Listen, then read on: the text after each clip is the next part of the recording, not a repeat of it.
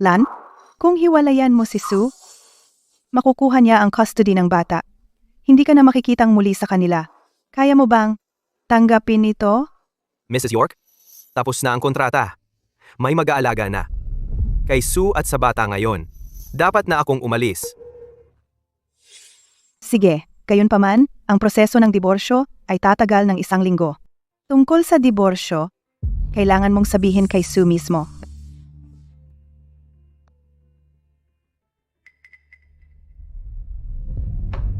Dinala lang ng asawa ko ang anak namin sa amusement park noong nakaraang linggo. Sinulat pa niya ang pamilya magpakailanman sa likod ng larawan.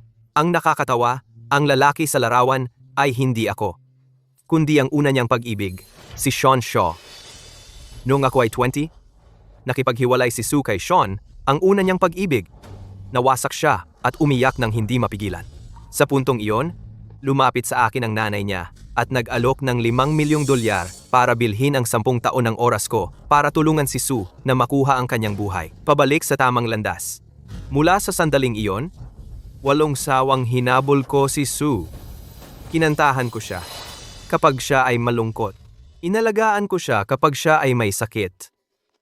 Sa huli, nasanay siya sa pagkakaroon ng katulong, pero hindi siya pumayag na makasama ako. Hanggang isang araw. MS York, kaya kung pahiramin kayo ng pera, ililipat ko ang pera sa account ninyo agad. Basta matapos ninyo ang bote ng alak na ito. Inumin ninyo. Gagawin ko.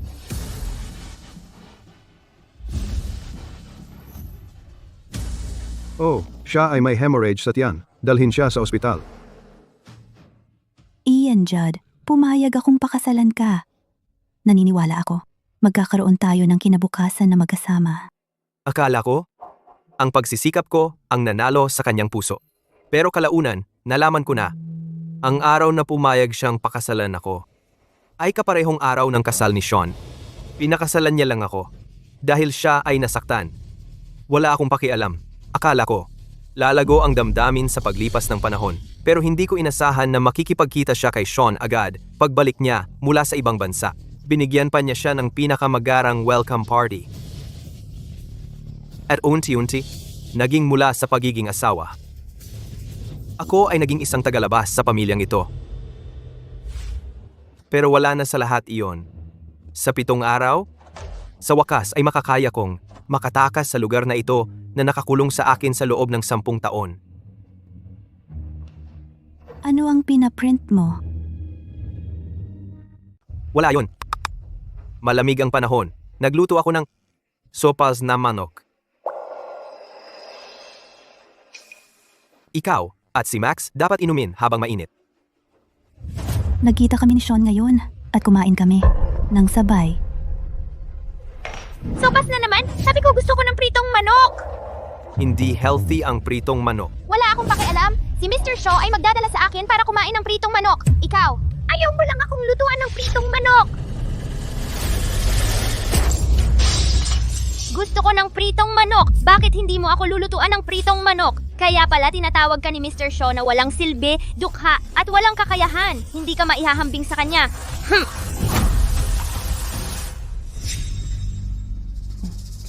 Huwag mong seryosohin ang sinasabi ng bata. Max, huwag kang ganyan makipag-usap sa tatay mo. Gusto ko. Hindi ka man lang sumagot. Wala ka talagang silbi.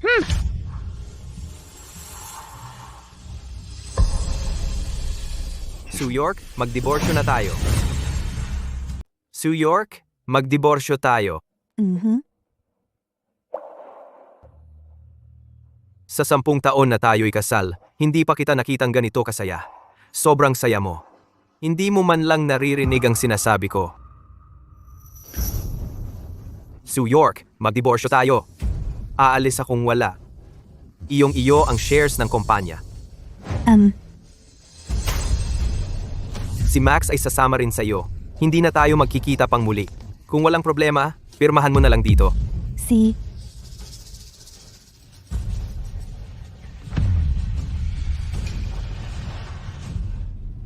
Sue, narinig mo ba ang sinabi ko? Tungkol ba ito sa charity event ng kumpanya? Di ba? Huwag mo akong istorbohin sa mga maliliit na bagay. Ikaw na lang magpirma. Sean, nakaligtaan pa natin ang ilang rides sa amusement park. Na dinala mo ako at si Max noong nakaraan. Pwede ba tayong pumunta ulit sa susunod? Pagkatapos ng 10 taon ng pagsisikap, ang natanggap ko lang ay, ang asawa kong hindi ako pinapansin at ang anak kong nagliliit sa akin. Kung ganoon, ayaw ko na sa pamilyang ito.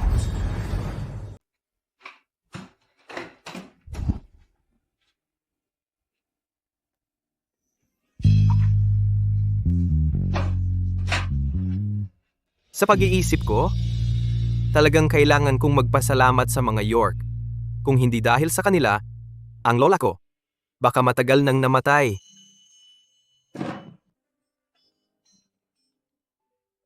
Kumusta, lola? Ian, nagpadala ka na naman ba ng pera sa akin? Hindi ko kailangan. Lola, kunin mo na lang. Malapit na akong pumunta sa ibang bansa. Gamitin mo ang perang ito para alagaan ang sarili mo. Ano? Ano ang gagawin ni na Max at Sue kung pupunta ka sa ibang bansa? Bumalik na si Sean Shaw. Nag-divorce kami. Ano? Kasalanan ko ito lahat. Kung hindi dahil sa akin na nagkasakit at nangangailangan ng pera para sa paggamot, hindi mo na kailangang tanggapin ang kontrata na iyan mula sa mga York at magtiis ng lahat ng iyon. Ayos lang. Lola, huwag kang mag-alala. Tandaan mong maging mabuti sa sarili mo kapag nasa ibang bansa ka. Si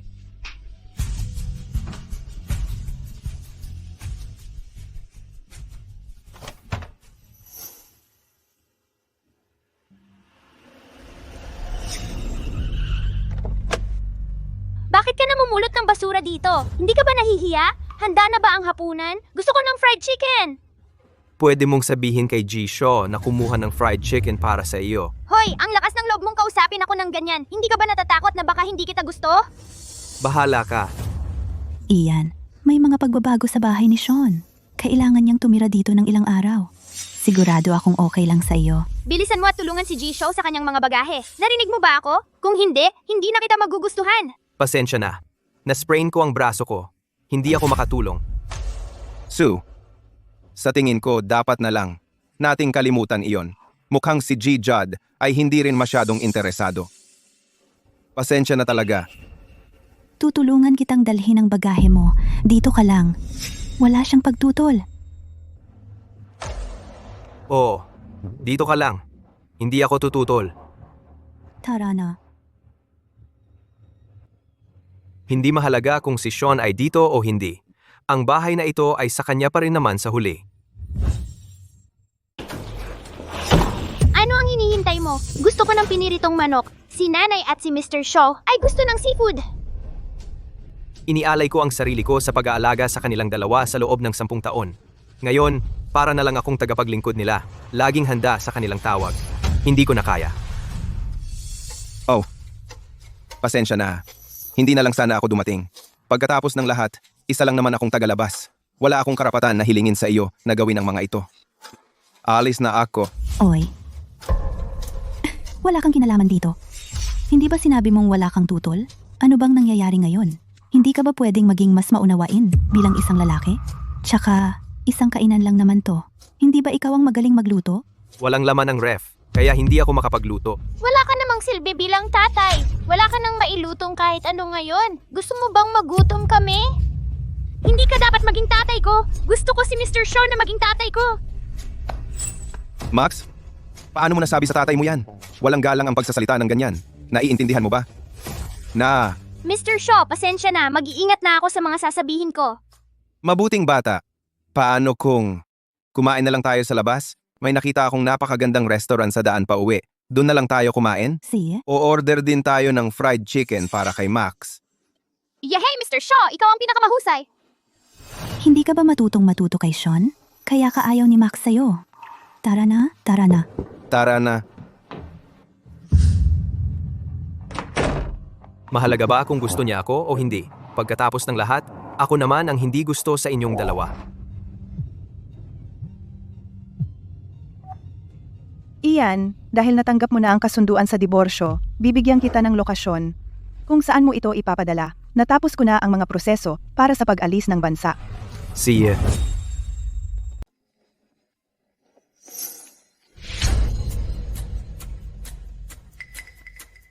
Max, kumusta ang pritong manok? Subukan mo yan. Miss York, ikaw ba iyan? Mayroon kang masayang pamilya. Ito bang gwapong lalaki ang asawa mo? Miss York, kaya naman pala hindi mo dinadala siya sa iyong mga pulong pang negosyo. Baka manakaw siya, kaya natatakot ka. Hindi totoo iyan. Hindi kami magkasama.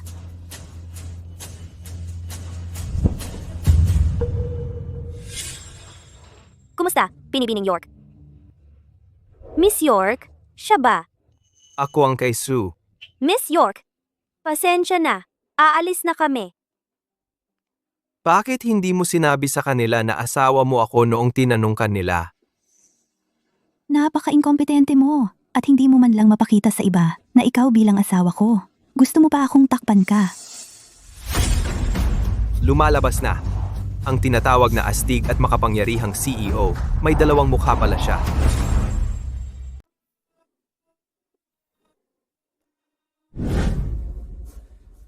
Eto.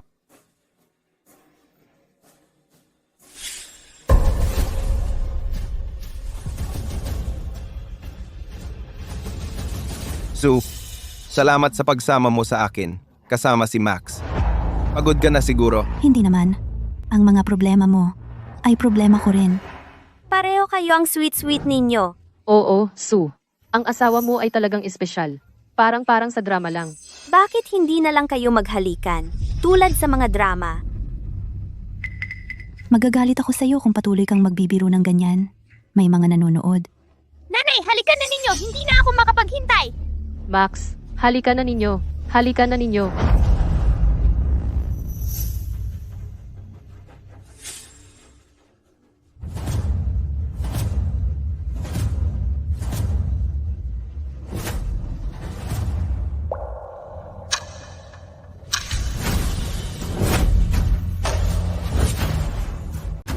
Si Ian? Siya ba nakita tayo? Bakit? Nandito si Ian Judd? Ay nako, masama ito. Nagbibiro lang ako. Hindi ko inaasahan na mangyari ito. Siya ba? Talaga galit ngayon? Mr. Shaw, wag mo na siyang pansinin. Siya lang ang katulong ng pamilya. Ikaw at si nanay ay nag-date na dati. Ano bang masama sa halik? Max, tigilan mo na ang kalokohan.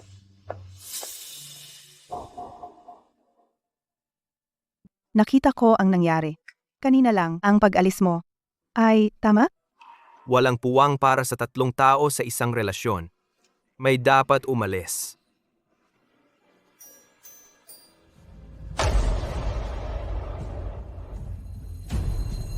Tatlong araw na lang ang flight. Salamat. Sana wala sa inyo ang makipag-ugnayan sa akin pag-alis ko. Swe. Alis ka? Saan ka pupunta?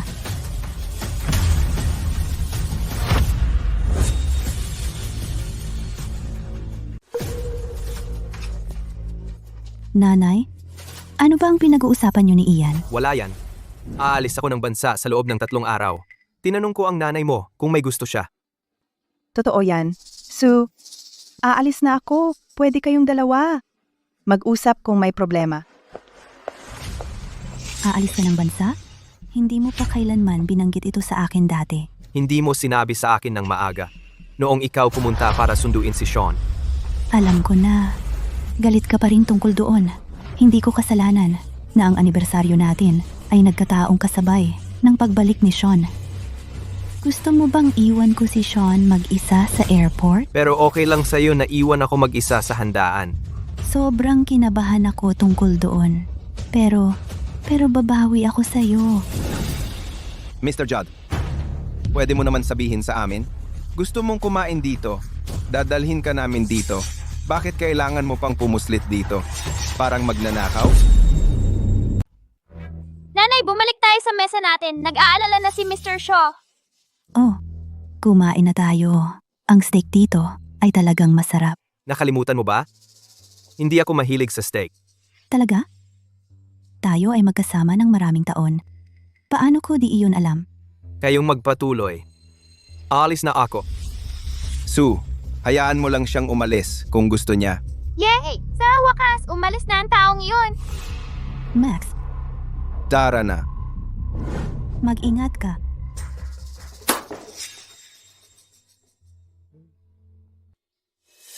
Lasing si Sean. Mapanganib kung siya ay uwi ng mag-isa, kaya dinala ko siya rito.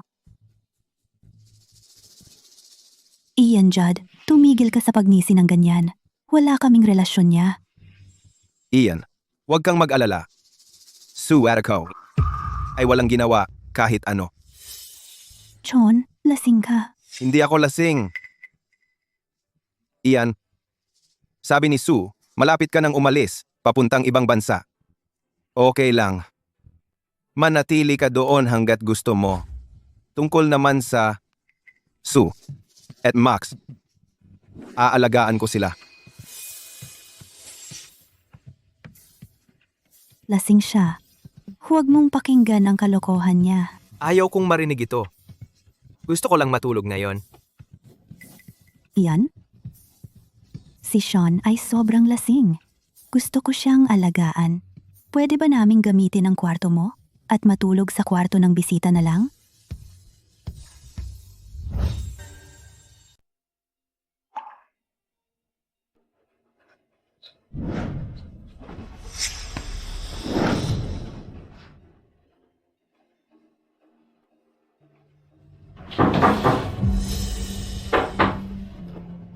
May iba pa ba? Hindi ko alam kung nasaan ang mga tuwalya at kettle. Pwede mo ba akong tulungang hanapin sila?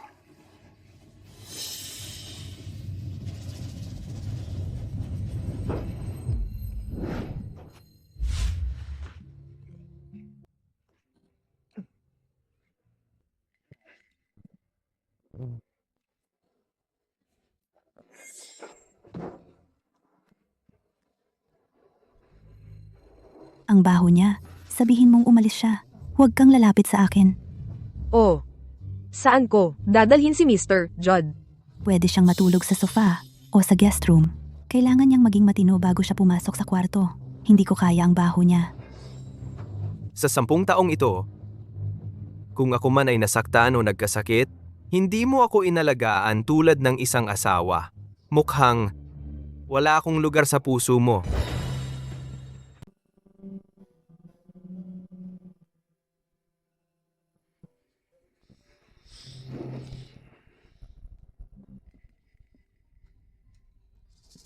Mr. Judd, pasensya, nakailangan mong matulog sa silid panauhan kagabi. How?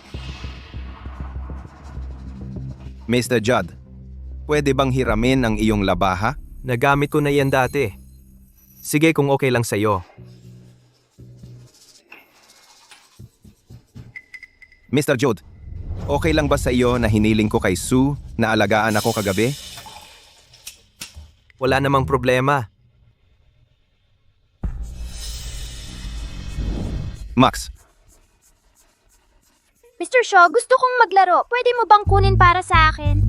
Ang aquarium? Hindi pwede. Huwag mong paglaruan ang isda. Gumawa ka ng iba. tutulungan kita. Sinabi ko na hindi siya pwedeng maglaro ng isda. Ang mga isdang iyan ay mamamatay sa kanyang mga kamay. Lanjad, ilang isda lang iyan. Ano naman kung mamatay ang mga isdang iyan? Hindi tungkol sa isda ang usapan. Gusto ko siyang turuan na igalang ang buhay at maintindihan ang kabutihan.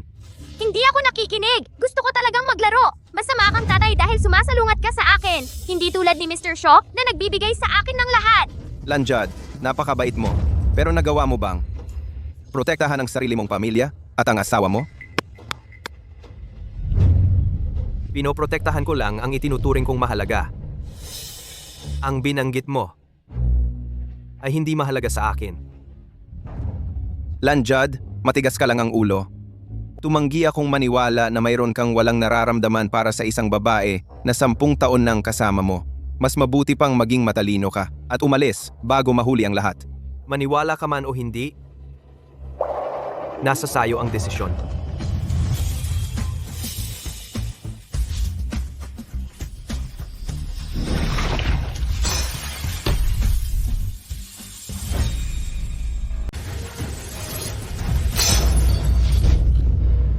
Sean. Nasaktan ka ba? Ayos lang ako.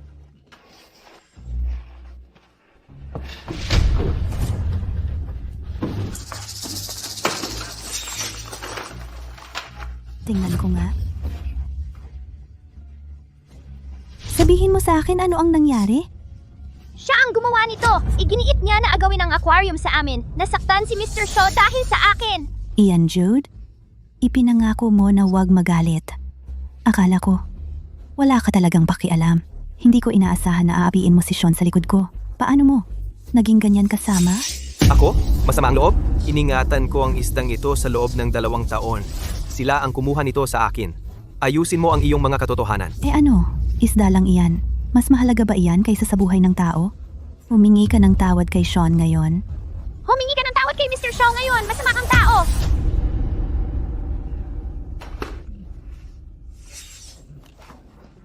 Sean, tara, humanap tayo ng tulong.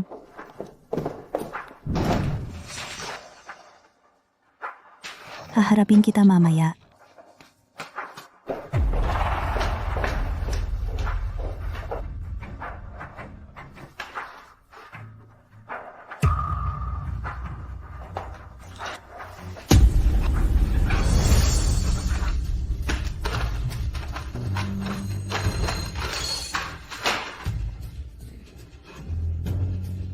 Ito ba ay 911? Tumawag ka ng ambulansya para sa akin. Napakaswerte mo. Muntik mong masaktan ng isang malaking ugat. Buti na lang dumating ka rito sa tamang oras. Kung hindi, baka nagbanta sa buhay mo. May gamot ba na makakatulong para mas mabilis akong gumaling? Abala ako kamakailan. Oo, pero si Miss York, ang CEO ng WinCorp, sumama kasama ang asawa niya. Binili niya lahat ng espesyal na gamot dahil nag-aalala siya. Dapat kong sabihin, si Miss York ay isang pambihirang asawa. Kung sana magkaroon ako ng asawang nagmamahal sa akin ng ganyan.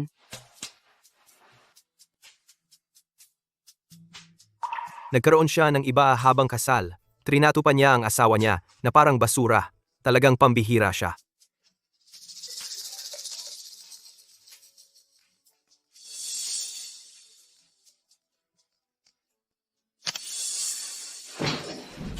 Ang sarap din manatili dito.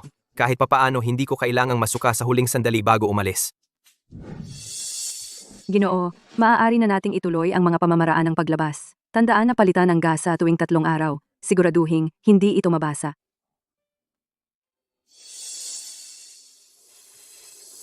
Oras na upang tapusin ang lahat. Saan ka galing lately? Tignan mo ang phone mo. Si Max at ako ay naghahanap sa'yo. Pinadalhan ka namin ng maraming mensahe. Bakit hindi ka sumagot? Busi ako, hindi ko napansin. Tsaka, ikaw na ang nag-aalaga kay Sean ngayon. Bakit mo ako hinanap? Ako. Sobrang nababahala ako sa nangyari. Pero si Sean ay pinalaki na spoiled mula bata. Bisita rin siya. Dapat ko siyang ipagtanggol. Sinabi ko sa kanya na lumipat na. Sabi mo hindi ka magagalit. Huwag kang mag-issue sa mga maliliit na bagay sa susunod. Huwag kang mag-alala. Hindi na. Hindi na ito mauulit.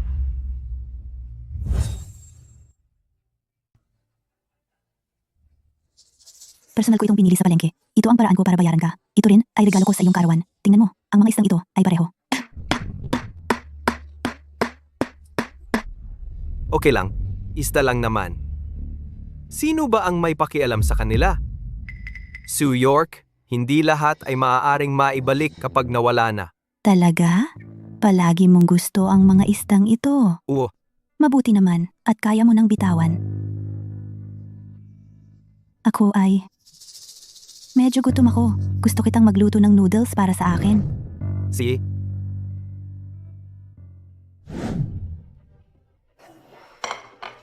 Wala ka dito nitong mga nakaraang araw. Sinabi ko sa chef, nagayahin ang lasa. Pero hindi nila magawa. Nagdagdag ako ng espesyal na pampalasa. Sasabihin ko sa kanila mamaya. Pero gusto kitang magluto. Para sa akin.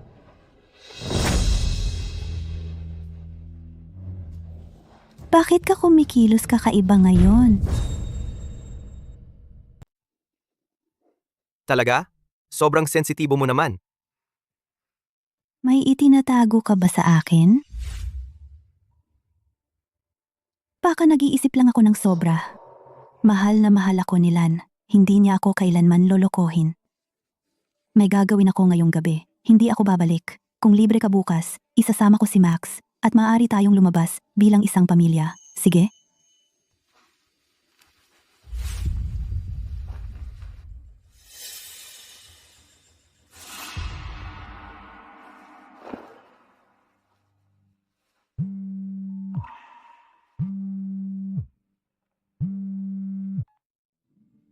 Kumusta? Ikaw ba si Mr. Lanjad? May ilang problema sa iyong enrollment sa Verna Academy na kailangang kumpirmahin.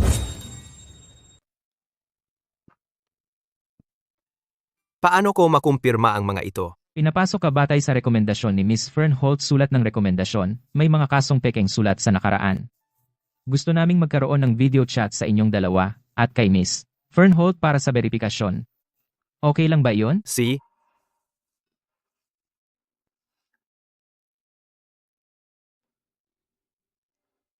Mesh Holt.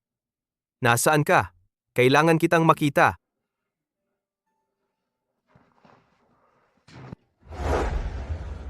Kakaiba iyan! Si Sue ang nag-host ng banquet na ito. Pero bakit hindi dumating ang asawa niya?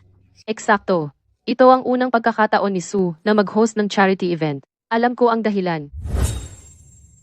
Sabihin mo sa amin, wag mo kaming paabutin. Si Sue ang nag-host ng event na ito. Para kay Sean Show. Paano niya naimbita ang asawa niya? Paano ang asawa niya makaharap ang karibal niya na ganyan? Alam ko na, si Sue ay labis na nagmamahal kay Sean. Noong isang araw lang, sadyang binili niya si Sean ng paborito niyang pinasadya na yate dahil nasugatan siya. Ito ay nagkakahalaga ng ilang daang milyong dolyar. Hindi ko talaga inaasahan na pagkatapos ng maraming taon, si Sue ay labis na nahuhumaling kay Sean. Naalala ko pa noong sila ay magkasintahan noong bata pa. Sinusundan niya si Sean araw-araw. Siya pa nga nagluto ng cake para sa kanya. Gagawa siya agad ng bago kapag sinabi ni Sean na hindi niya gusto. Max, halika rito. Nasaan ang nanay mo? Siya ba ay naghahanap kay Sean? Max, dahil ang nanay mo gusto si Mr. Shaw sobra. Paano kung siya ang maging tatay mo?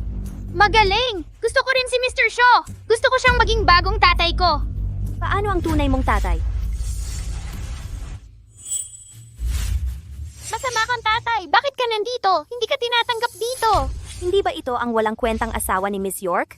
Dati niyang sinaktan si Sean. Bakit siya nandito ngayon? Miss York ay naaawa lang sa iyo. Tigilan mo na ang pag-iisip na pakasalan ang mayaman. Mas mabuting isuko mo na ang posisyon.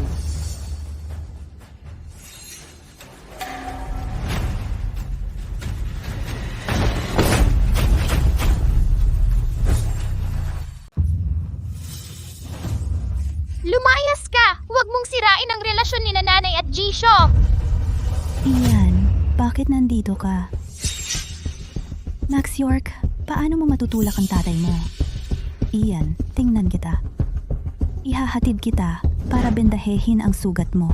Hindi ko intensyong itago ang pangyayari sa iyo. Naramdaman ko lang na hindi mo kailangang malaman. Okay lang.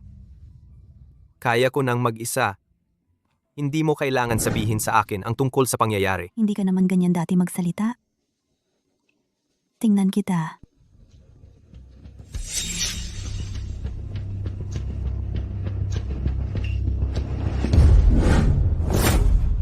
Nanay, nahimatay si Jisho! Halika at tingnan siya!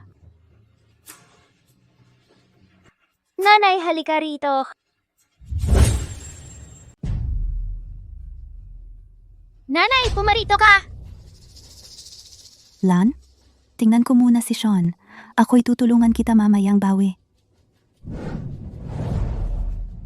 Sean, ayos ka lang ba?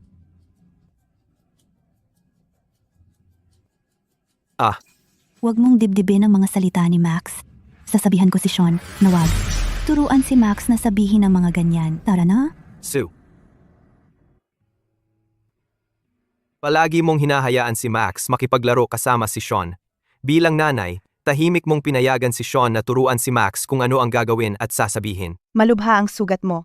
Tatawag ba ako ng ambulansya para sa iyo? Hindi. Kailangan ko ang tulong mo sa pagpapatunay. May flight ako mamayang gabi. Ano? Nagmamadali ka bang umalis? Alam ko.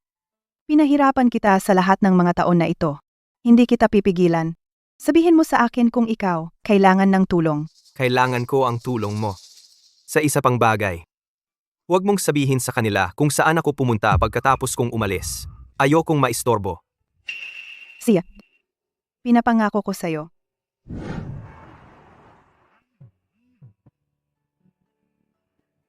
Ang sarap na. Nandito ka. Sana kayong dalawa ay magkaroon ng habambuhay na kaligayahan.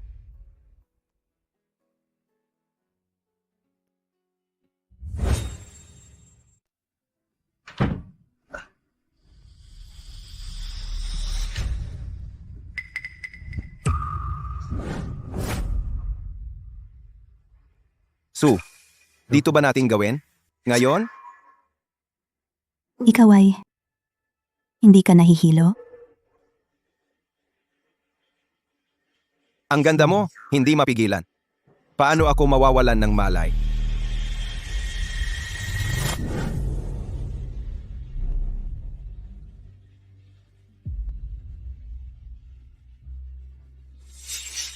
Baliw ka ba? Hindi mo ito magagawa. Sue, bakit hindi? Dati tayong magkasintahan. Ang talunan na si Ian Judd ang naghiwalay sa atin. Dito,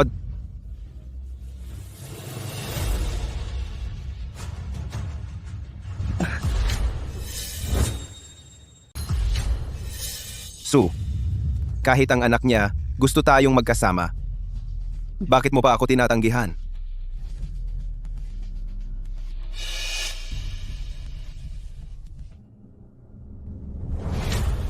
Ayaw ko ng mga sports car o ng mga mansyon.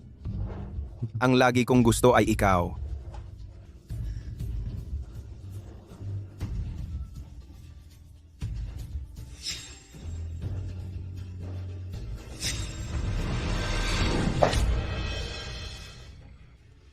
Nasugatan si Lan. Pupunta ako para alagaan siya. Sue!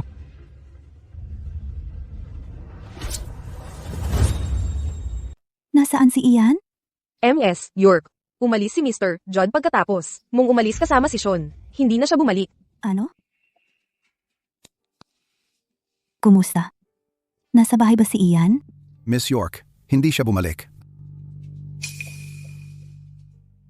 Yung numerong tinawagan mo ay pansamantalang hindi available. Kahit nasaktan siya dati, aayusin niya lang ang sarili niya at hindi na pumunta sa ospital. Lalo na mawala. Anong nangyayari ngayon? May binabalak ba siya? Hanapin mo siya agad. Utos ito. Naunawaan.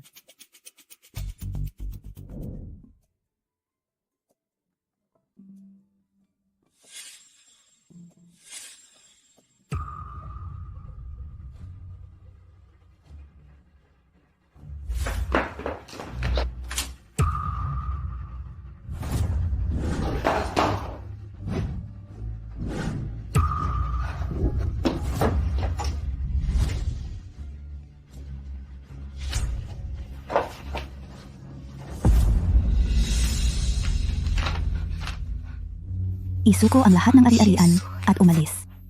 Nang wala, ayaw niya ng custody. Ian Judd, hindi ka makakakuha ng diborsyo nang wala ang aking pirma.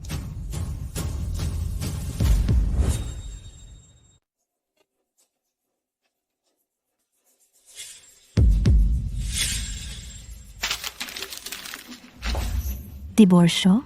Ian Judd, nagbibiro ka ba? Talagang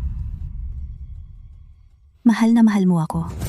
Uminom ka pa para sa akin hanggang sumakit ang tiyan mo. Paano mo kayang hiwalayan ako? Pumayag akong pakasalan ka. Naniniwala ako na magkakaroon tayo ng kinabukasan. Gusto ko ng fried chicken. Oh. Selos siguro siya. Gusto niyang makuha atensyon ko.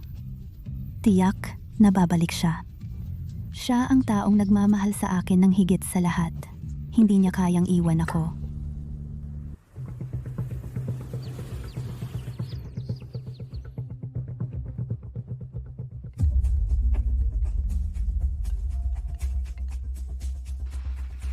Kumusta? Nasaan siya? Nahanap mo ba siya? Sabihin mo sa akin ang lokasyon niya. MS, York, hinalugog namin ang lahat ng ospital at botika, pero hindi namin mahanap si Mr. Judd. Parang siya ay naglaho na lang. Imposible iyan.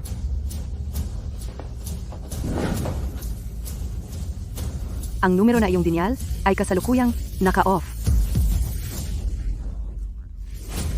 Ang numero na iyong dinyal ay kasalukuyang naka-off. Ang numero na iyong dinyal ay kasalukuyang naka-off.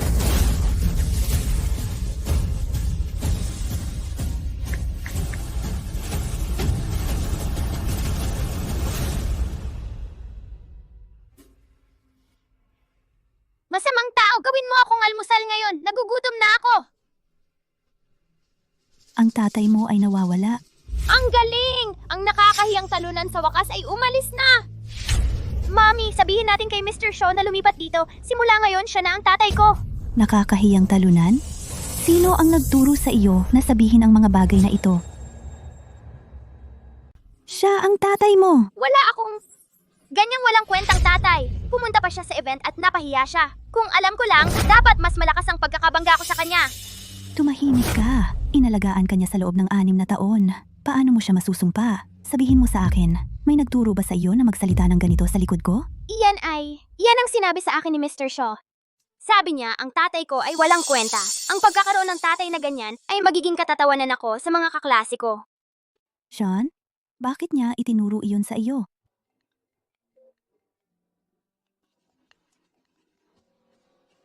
Kumusta, may balita ba tungkol kailan? Wala. MS, York, tungkol ito sa kumpanya. Napansin namin ang ilang hindi pangkaraniwang paglilipat ng mga pondo ng kumpanya sa ibang bansa. Dapat kayong mga siwa ng maliliit na bagay na ito. Huwag kayong lumapit sa akin.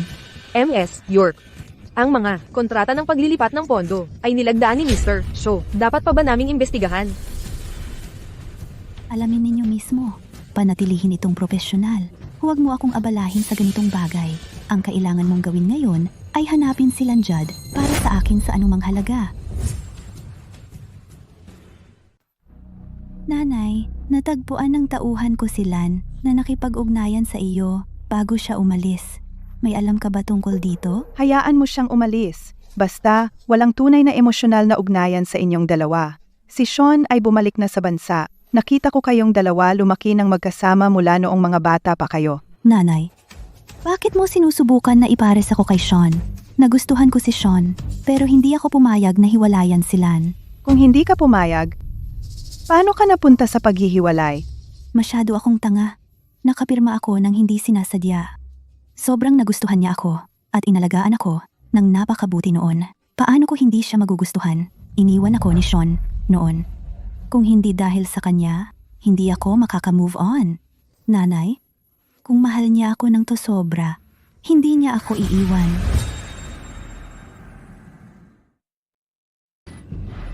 Iyan na. Sasabihin ko sa iyo ang totoo.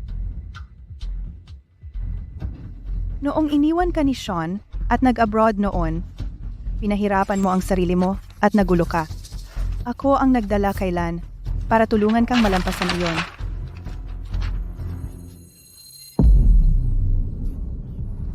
Kaya, ang 10 taon na ito ay isang misyon lang. Ang pagpapakasal sa akin at pagkakaroon ng mga anak ay bahagi lang ng misyon. Ngayon, umalis na siya dahil tapos na ang misyon. Hindi ito maaaring totoo. Hindi ito maaaring totoo. Nanay, kailangan mong sabihin sa akin kung nasaan si Lan. Nakikiusap ako sa'yo. Pumunta siya sa Verna Academy sa Darwin.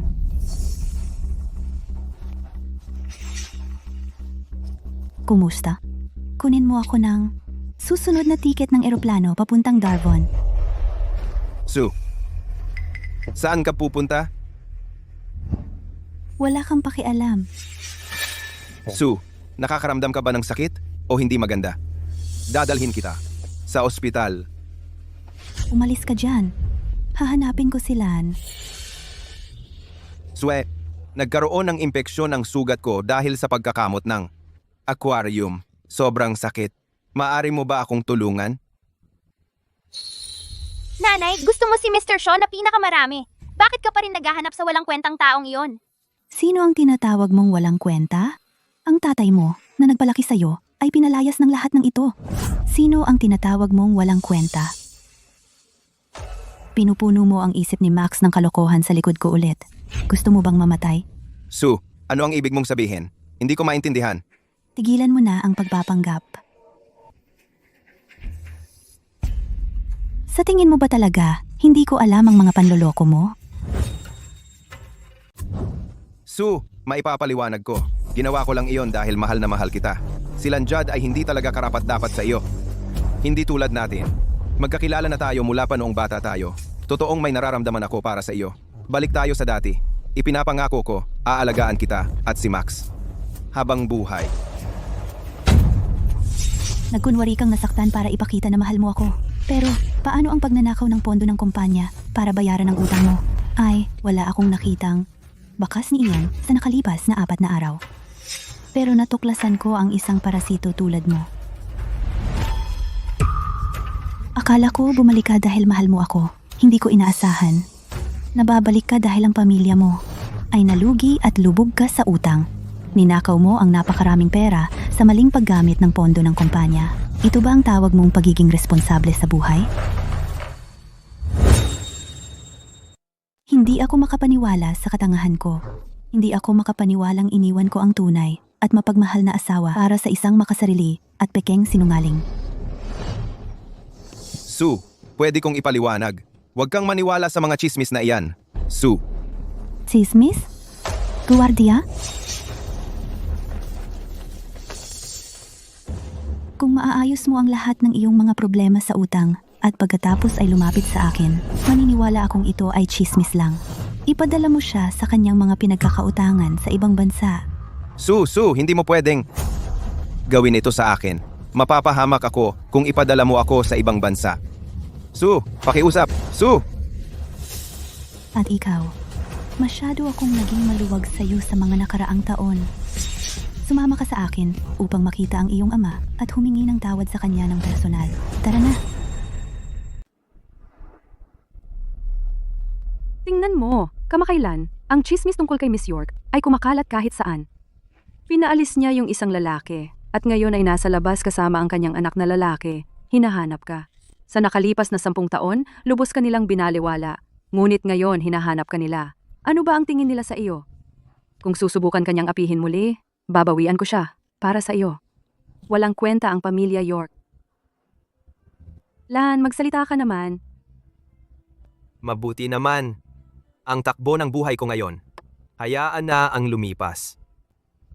Siya. Kailangan ko nang magluto para kay Mia ngayon. Aalis na ako. Kita-kits bukas. Mia? Mr. Judd? Bumalik ka na pala.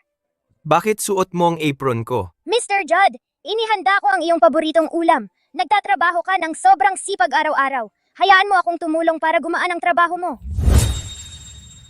Si Mia ay iniwan sa ampunan noong sanggol pa. Siya ay inampon ng isang dayuhang mag-asawa noong siya ay 6 na taong gulang.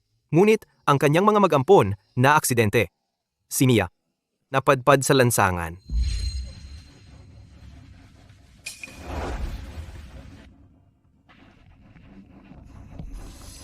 Uy, pwede ba kitang tulungan? Mr. Nalaglag ang wallet mo. Sabihin mo ano ang pangalan mo. Ako si Mia. Mr. Judd, bakit ka umiyak? Hindi ako umiiyak. Pero ganyan ang itsura mo. 10 taon na akong kasal. Araw-araw kong pinaglilingkuran si Sue ng may ngiti at gumagawa ng masusustansyang pagkain para kay Max. Ginawa ko pa rin ito kahit noong may sakit ako. Ngunit, hindi ako kailanman napakitaan ng kabutihan. Wala pang sinuman ang nagmalasakit sa akin. Ngunit si Mia, na ilang araw pa lang kasama ko, ay talagang nagmamalasakit sa nararamdaman ko at nagluluto para sa akin. Sana si Mia ay naging anak ko mula pa sa simula. Siya, kain na tayo. Tatay!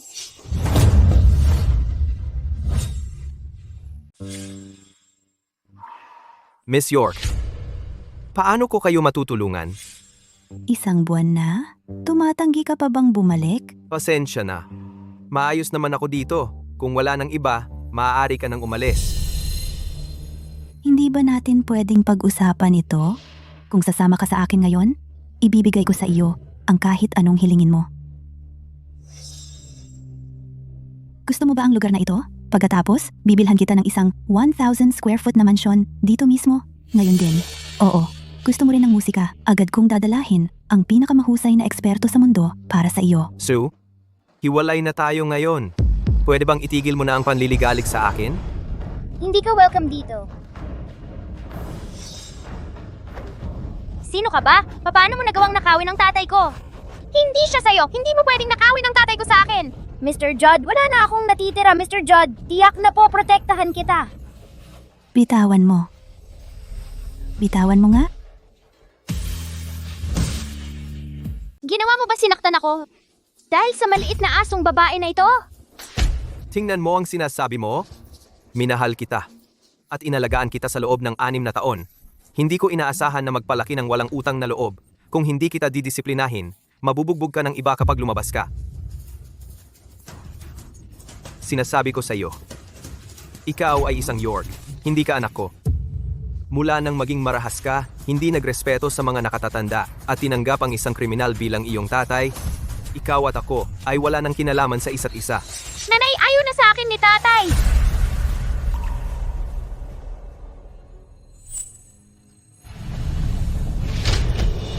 Ngayon umiiyak ka ha? Noon, kontrolado ka ni Sean sa 2 piraso lang na fried chicken. Nakipagsabuatan ka sa kanya para saktan ang tatay mo. Gusto kong lumuhod ka at humingi ng tawad sa tatay mo ngayon. Gawin mo.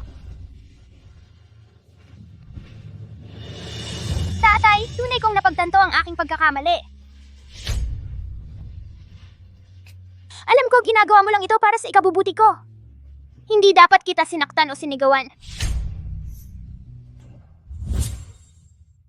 Ian, pareho kaming nagkasalas sa iyo noong nakaraan. Kinuha namin ang iyong kabutihan para sa ipinagkaloob. Nanumbalik na kami sa aming katinuan. Sean ay naparusahan na. Tara, magsimula tayong muli, okay? Hindi. Bakit hindi? Hindi mo ba ako minahal? Kahit kaunti? Lahat ng ginawa ko para sa iyo ay bahagi lamang ng isang obligasyon. Isang pangkaraniwang tao lang ako. Hindi ako karapat-dapat magpakasal sa isang mayamang pamilya. Hindi ako karapat-dapat sa iyong pagmamahal. Hindi ako karapat-dapat makipagkompetensiya sa iyong unang pag-ibig para makuha ang iyong puso. Ang pag-ibig ay isang bagay na hindi ko karapat-dapat. Ian. Hindi kita minahal kailanman. Hindi noon. Hindi ngayon, hindi kailanman. Tapos na ang kontrata. Ituring na lang natin. Lahat na parang isang komedya.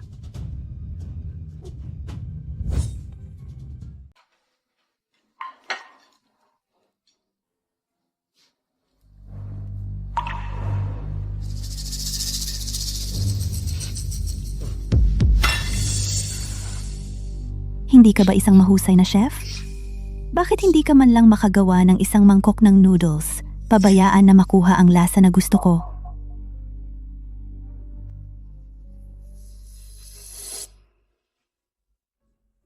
Masyadong kakaunti ang mga litrato nating magkasama. Paano ito nangyari? Maaari bang hindi ko kailanman talagang pinahalagahan siya?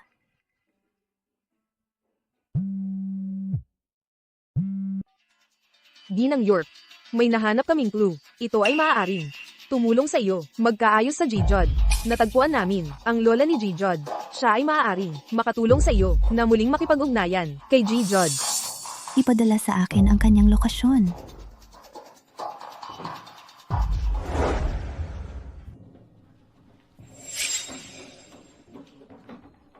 Bawiin mo. Hindi ako karapat-dapat tumanggap ng mga regalo mula sa inyong pamilya.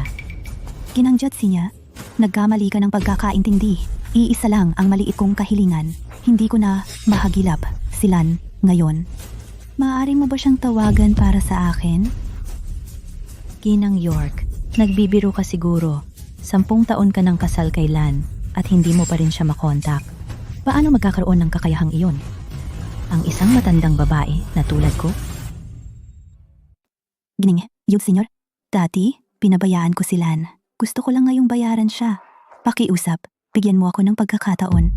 Miss York, hindi ko kayo sinusubukang ilagay sa mahirap na sitwasyon. Noon, nagpakasal si Lan sa inyong pamilya para lang mabayaran ang paggamot ko sa cancer. Talagang nagdusa siya. Utang na loob ko sa kanya. Wala akong karapatang magdesisyon para sa kanya. Sana naiintindihan ninyo. Lumabas, pumirma si Lan ng kontrata para iligtas ang buhay ng kanyang lola. 10 taon na siyang nagbibigay sa iba at hindi kailanman nagreklamo.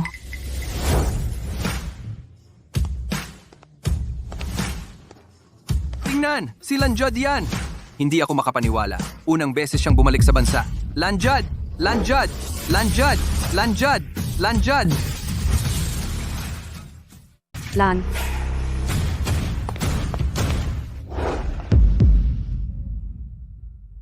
wow, pareho tayong nagtapos sa iisang paaralan. Pero ngayon, superstar ka na. Paano namin ito tatanggapin? Ginagawa ko ito dahil wala akong ibang pagpipilian, hindi tulad mo na nasa labas, namumuhay ng maluho. Well, saan ka susunod na pupunta? Hindi ko natapos ang pag-aampon sa ibang bansa, kaya umuwi ako para bigyan si Mia ng pamilya. Ang galing. Gusto ko rin siya. Ang aking pamilya ay may malaking impluwensya dito. Kung may mga has na mga api sa'yo muli, ako ang unang haharang. Pinadala ko si Mia sa bahay ng lola ko. Bibisitahin ko ang aking lola. Hindi ka ba aalis? Pwede bang bisitahin ang lola mo kasama ka? Lanjad! Lan!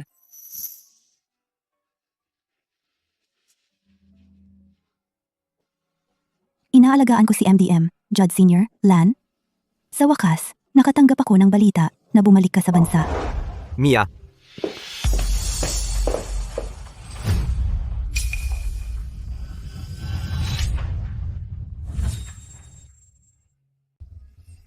Nanay! Nag-asawa ba si tatay ng iba? Kalokohan. Hindi siya ganoon kawalang puso. Sa wakas ay nagpasya kang bumalik. Alam mo ba, hinihintay kita sa loob ng 1 buong taon. Bumalik ka para sa akin. Sa pagkakataong ito, hindi ba? Tara na't kumuha magpakasal ulit ngayon. Miss, ikaw at si Lan ay hiwalay na. Tigilan mo siya. Mia, Bukod pa, siya na ngayon ang kasintahan ko.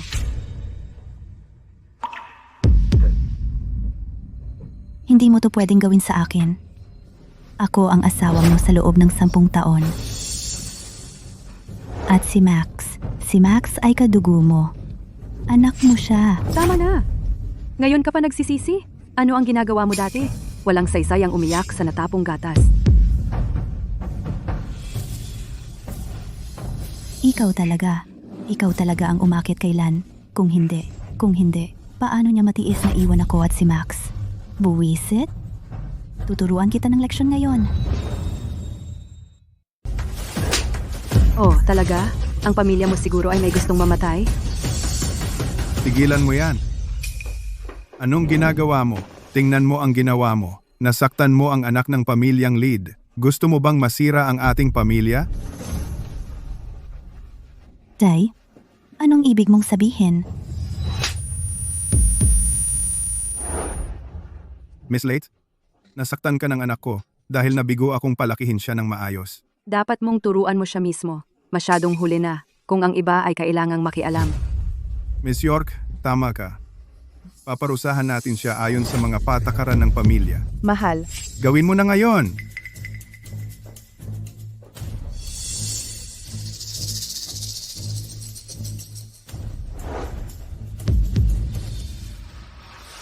Sinira mo ang sarili mo para sa isang walang pusong lalaki.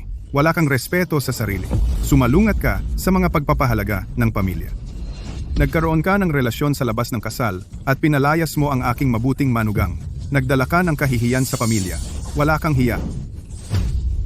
Nanay! Huwag mong saktan ang nanay ko! Nakalimutan na kita. Didisiplinahin kita. Didisiplinahin kita para matiyak na maaalala mo ang aral na ito. Max York, ang mapaghimagsik na apo ng pamilyang York. Walang respeto sa kanyang mga nakatatanda, kulang sa tamang asal, at isang kahihiyan sa ating pamilya. Papaluin kita. Tama na. Tigilan mo na sila. Papaluin din kita? Uwisit, bakit ka nangahas na humarap? Hayaan na lang si Sue na mamatay kung yan ang gusto niya. Tingnan mo kung ano ang ginawa mo sa pamilyang ito. Ginagawa ko ito para kay Sue. Talaga? Hindi ibig sabihin na pwedeng mong kontrolin ang buhay ng ibang tao buhay. Sa tingin mo, kaya mong mag-utos? Dahil nasa kapangyarihan ka ng napakatagal? Muntik mo nang insultuhin ang pamilyang lead ngayon? Masisira sana ang pamilya natin kung hindi ako dumating sa tamang oras? Binibining lead? Aaksyonan ko sila pag uwi ko. Titigil na ako sa panghihimasok dito. Umalis ka. Umalis? Umalis ka.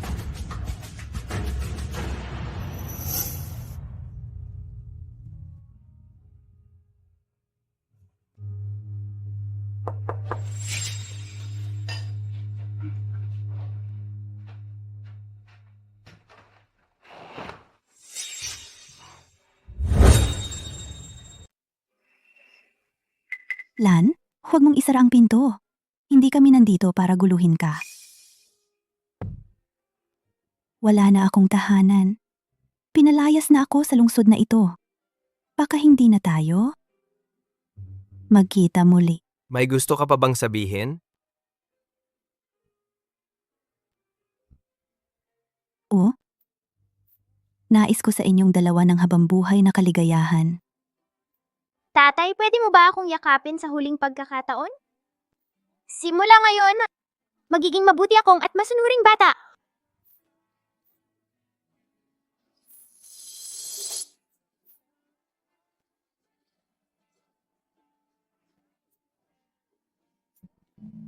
Ay, hindi ka na namin naabalahin. Paalam. Nais ko rin sa inyong dalawa ng masayang buhay sa hinaharap. Tara na.